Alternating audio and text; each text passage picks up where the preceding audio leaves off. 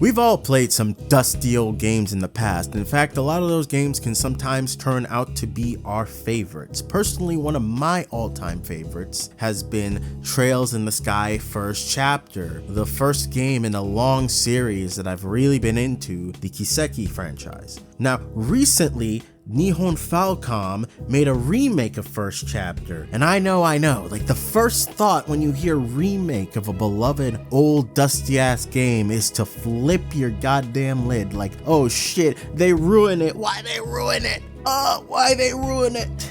That's why I'm going in surgically with my alpha male Sigma content creator, YouTuber analysis abilities, and I'm going to play through and showcase the very first prologue of Trails in the Sky First Chapter Remake to determine whether or not that motherfucker Kondo has gone soft and flaccid, and whether or not the reputation of my beloved dusty ass game has been sullied. Let us begin. Okay, so the game opens up with the perfect combination of brat and adorable. Estelle Bright as a little troublemaking snot-nosed brat. So she's waiting at home for her dad to come back, and he shows up. That's right, the alpha male, the ultimate Giga Chad. Cassius Bright returns home, and guess what he has in his hands? Wrapped in a blanket. That's right, the dude-tagonist male interest. This kind of makes Cassius like a D1 pick, like the ultimate like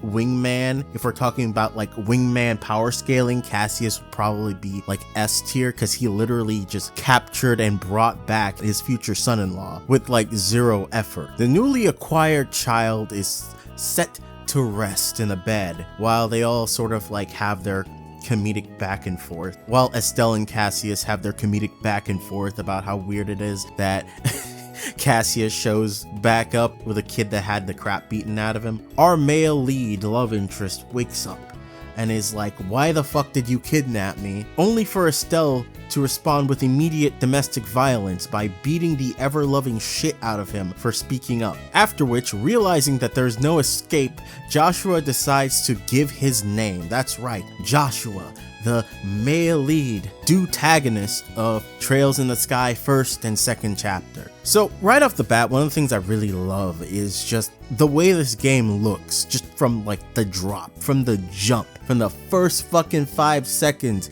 you hit that start button, you're just bombarded with the most gorgeous fucking glow up. It's kind of crazy to think about what the original Sky First Chapter looked like. It's like isometric, these cute little chibi sprites, and now actually getting to see the scene far more clearly acted out is kind of fucking unbelievable. The degree of gorgeousness is just cannot be understated. Now, funny story, I actually bought this game twice. The first time I bought it around release day for the Switch. But I do not possess a Switch 2 currently. So when I put in that fucking game for the Switch version, I was greeted by the less than impressive frame rate, and that kind of pissed me off. So I bought the game again on Steam just so I could have this crisp, beautiful, gorgeous graphical fidelity. Now I hope you're gonna get used to me glazing the hell out of the way this game looks, because that's basically gonna be this whole fucking video. So keep that in mind. Anyway, we jump forward a couple years in the future, and now Estelle and Joshua are teenagers and are training to become bracers just like their Sigma male alpha father, Cassius, who relentlessly trolls his daughter to this day. So one of the things I noticed right off the bat as soon as you fucking hop out that house is how they've completely recreated the isometric 2D map of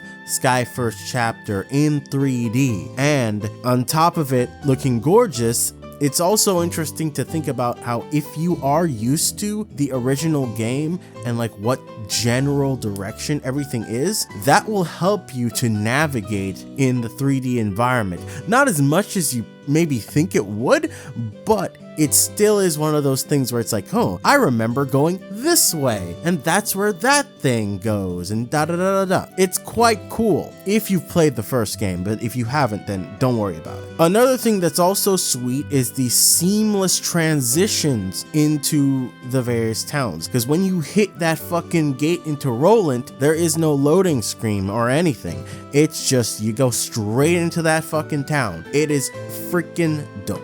Once Estelle and Joshua get inside of town, Joshua suggests they look around for a bit since they actually got there kind of early. And obviously, I'm gonna fucking take that opportunity to do that, to see what 3D Roland looks like. And it's fucking gorgeous. It is dick-slappingly good. Amazing.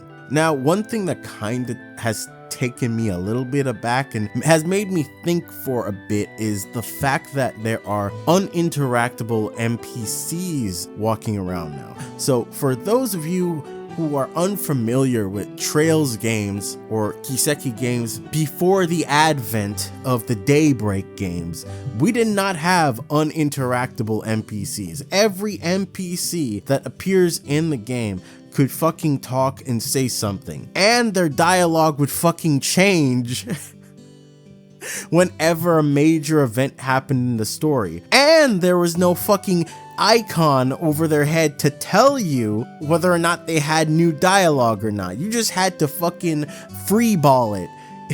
Trust your gut instinct.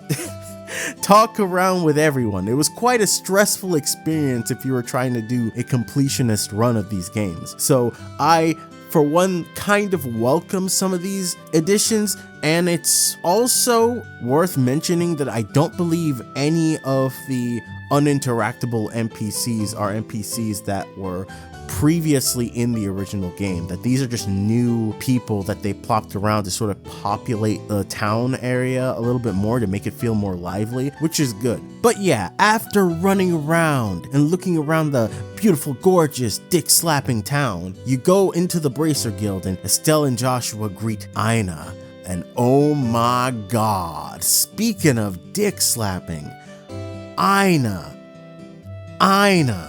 holy shit. You know, I kind of have to give it up to fucking Falcom dev team over here. They clearly have an eye for detail and baddie engineering. And speaking of baddie engineering, when Estelle and Joshua go upstairs, they run into Shirazad Harvey, the Silver Streak, a B rank bracer, and very important character to the story. Shirazad is their mentor and the person training them, and da da da da. They have a little nice back and forth banter as Shirazad consistently questions Estelle's brain cell quantity, and it becomes increasingly obvious that Estelle literally only wanted to be a bracer because from her perspective it's a job that would just let her smack monsters and help people, and not for any of the obvious paperwork and sort of desk work bullshit that you have to do in a kind of police cop job, which I find adorable. As usual, she did not outgrow the adorableness. From there, Shirazad just kind of gives this general overview of lore shit, and even these fucking pictures, bro. Look at the detail on that fucking slide showing a fucking sept quartz. The fucking graining you can see in that freaking orbment, bro. I'm losing my mind. But yeah, outside of that, Shirazad then takes them around town to the various shops that bracers are gonna need in order to do their job, particularly the Orbital Factory. You get more exposition shit, and then she actually takes them over to the fucking sewers to do their final exam, their final test to become a bracer. Now, this is where you get a taste of the actual combat, or the changes to the combat system that have been implemented once again since the advent of Daybreak. The sort of hybrid field action into turn-based combat system that the series has really been sort of building up to for quite a long time, but has never really hit that point until once again the fucking Daybreak games, and they're bringing that to the remake. I'm gonna be real with you, Chief. It feels kind of weird. I'm not super used to it. It feels like Ys Light, or the Ys franchise Light, in the first little half of it, combat-wise, and then you shift into the standard, traditional, turn-based, not really grid format, because they did away with the grids. This is really fucking hard to explain for anybody who has not experienced and played these games. This is kind of a fucking its own video topic type of shit as far as the evolution of combat in the Kiseki franchise. So if you want to see that, please let me know down below in the comments section. I would love to talk about that shit. But anyway, Estelle and Joshua, with the new interesting combat system, clear their way to the end of the sewer dungeon and get the freaking package for Shirazad. And Estelle, just like in the OG game, wants to open it up, and then Joshua bonks her on the head, tells her, "No, are you trying to fucking fail, bitch?" They get out there and Shara's like, "Oh shit, they didn't even open it." Finally, Estelle and Joshua are now officially junior bracers. After which, Estelle and Joshua do their rounds and get their congratulations, fucking beef with a 10-year-old, and then buy Cassius his newspaper before attempting to leave for home. That is until Aina, ooh yeah, runs up and tells them that the kid that Estelle was playing around with, did some dumbass fucking bullshit and ran off to a freaking dungeon out in the mountains, the Esmelis Tower, which for some reason has now been translated to the Jade Tower.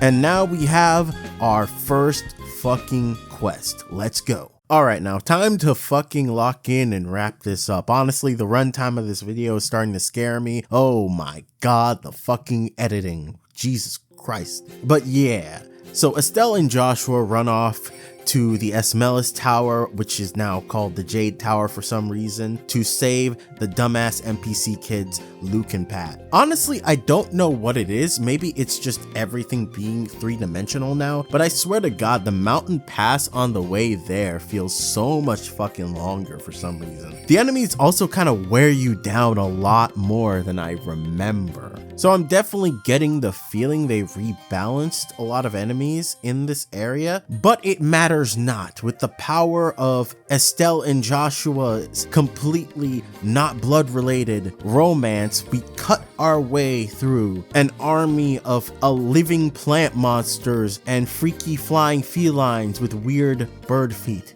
Yeah, them some weird ass bird feet. And make our way to the Esmelis Tower. Once inside, Estelle and Joshua don't really have to go far before they encounter Luke and Pat being swarmed by a bunch of monsters like the fucking dumbass kids they are. And then you are prompted with a decision, a choice, which I completely forgotten existed in Sky First Chapter. You can make these like decisions for like bonus BP or bracer points, where you get to choose how Estelle will respond to a situation. And if the response is very bracer-like and smart and not completely brain dead, then you'll receive bonus points at the end of the mission. Either way, Estelle and Joshua head on in and beat the crap out of these fucking monsters and save Luke and Pat, sort of.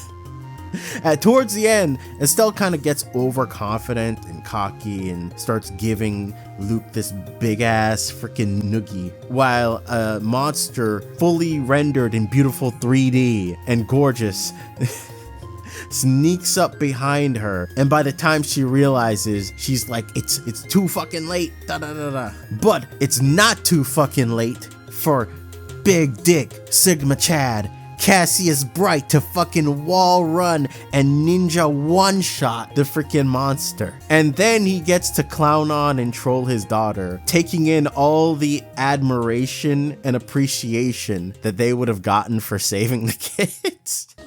You're so cool. You're like a million times cooler than Estelle. Of course I am. Now let's get you kids back to town.